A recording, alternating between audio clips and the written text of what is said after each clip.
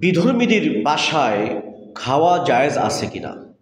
উত্তর হলো, প্রয়োজন ছাড়া বিধর্মীদের খাবার খাওয়া যাবে না। আমি আবার বলি, বিশেষ প্রয়োজন ছাড়া বিধর্মীদের খাবার খাওয়া যাবে না।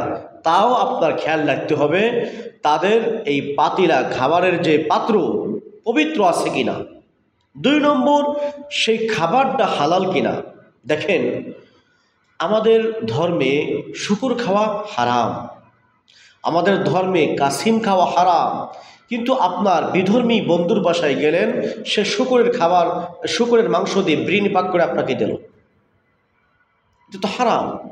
অতএব বিনা প্রয়োজনে বিধর্মীদের বাসায় খাবার খাওয়া যাবে না।